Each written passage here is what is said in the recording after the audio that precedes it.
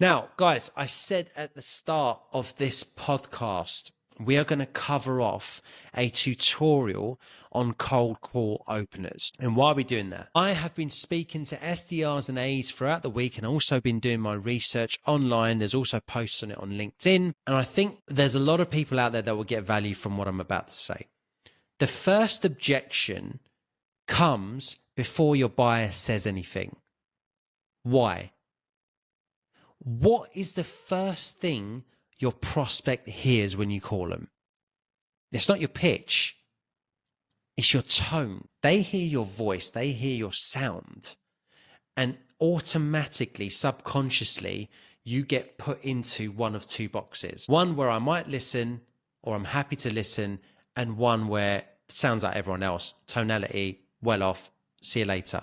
You're going to get hit with not interested. And that's exactly where it happens. That objection has happened whilst you're talking, because before your words have resonated, they've heard your tone. Then your words resonate, they put the two together, they piece it together, and if it makes sense, they'll give you time, and if it doesn't, they're going to give you the exit door and tell you not interested. That's where you're going to get hit with it. So that's where you get your first objection, and that is why your opener is so important, along with your tonality. Everyone talks about LinkedIn and social selling. Great. But the best sales reps are still dialing. They're still getting on the phone. So what's the most valuable part of a cold call? It isn't your pitch, because if you don't get to your pitch, you can't get to your close. It's got to be the opener. The opener opens the door to whether you can pitch and have the opportunity to close. You need to earn every second on that cold call. So the first 5 to 10 seconds are actually the most important part of your cold call. They will determine how the rest of the call goes. So let's give you some openers so you can pass your first test. Opener number 1. Hey, John, look, I know your time's tight. I'll be super brief. Straightforward as that. Respect time, buy attention.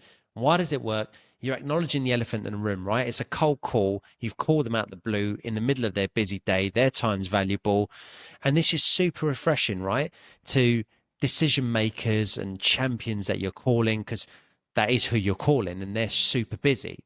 And if you're not calling decision makers and champions, then start doing better research. But you're calling these people out of the blue, and they are stacked. They're not just swanning about waiting for your call. All right. Now, what that means is they also get hit with pitches, most likely by email, by phone, combination of both. Being brief is a value proposition in itself. Don't forget that. If your day is super stacked and someone's trying to get your attention and they're asking for half an hour of your time out of the blue, you're not going to give it. But if you're stacked and you're doing something and someone goes to you, hey, Neil, I know you're super busy. I'll just be 2 minutes. You're more likely to give them your time, aren't you? Right? It's your colleague at work, whatever it might be. But they're going, hey, Neil, they're acknowledging that I'm super busy. I just need 30 seconds of your time, or whatever it might be. That is a value proposition. Now, if you follow that up with, can I take 30 seconds to explain why I called? Put that all together, that's your opener. Hey, John, look, I know your time's tight. I'll be super brief. Can I take 30 seconds to explain why I called? Inflect down, projects confidence. There's a good chance that they're going to give you those 30 seconds. If they do, be ready. Cold call opener number 2. I'll be straight up. This is a cold call. Feel free to hang up now, or you can give me 30 seconds and I can let you know why I'm calling. The decision's yours. Yeah, it's honest. Straight up, it's a cold call. You're showing self-awareness. Self-awareness equals confidence. And that also helps lower defenses, right? In essence, what you're doing is you're being bold, you're being honest, you're being straight up. And that in itself should stand you out from 95% of callers. People respect honesty. Most of the time, you will get, more often than not, and you'll be surprised, they'll go, all right, then, yeah, go on, take the 30. And if they do, again, be prepared. Try this one out. Let me know how you get on. I'll be straight up. This is a cold call.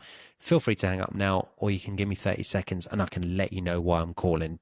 Inflect down confidence. Right, cold call opener number 3. Hi, Mark. It's Neil calling from SaaS Sales Misfit. Mark, we've never actually spoken before, but I am working with other sales directors operating in the same space as yourself. And that's how I came across your details. Was hoping to ask you a couple of questions if you've got a sec.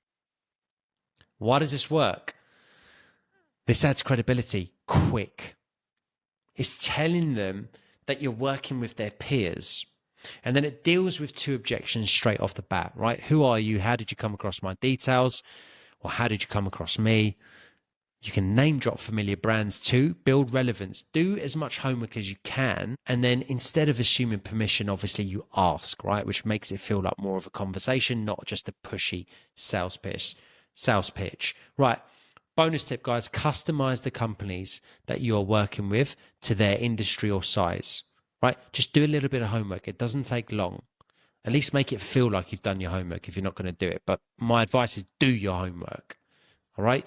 Now you're going to have to tweak this opener because it won't flow for you the same as it does for me, the same as it does for someone else, because we're all unique. We all sell differently. We all sound differently. And the longer your opener, the more you'll need to tweak it.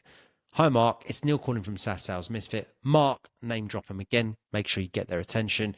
We've never actually spoken before. Yep. So you're filling them in. I've never called you before. We've not spoken before, but I am working with your peers and they're operating the same industry as you. Build that credibility up. If you've got a sec, I wanted to ask you a couple of questions. Straightforward. Tweak it. Let me know how you get on with this one, guys. I want to know. Drop me a line in the comments if it's working for you.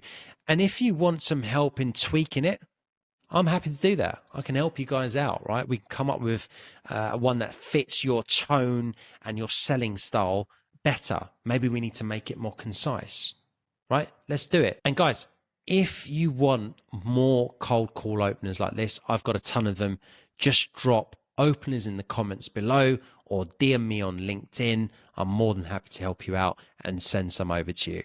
Right, guys, that is it for episode 2 of the SaaS Sales Misfit podcast. I hope you enjoyed it. Make sure you catch me next week where I will be covering the AI gold rush. Plus, we will discuss if the SaaS industry is actually still on the up or are all these investments actually a smokescreen. I will break it down all for you. And of course, we'll run that deep discovery tutorial for you guys. You SDRs that are still doing basic discovery, how big's your team, what tools are you using, what's your goal for the year. Tune in because I will show you how to convert those conversations into actual opportunities by doing a deep discovery, super straightforward.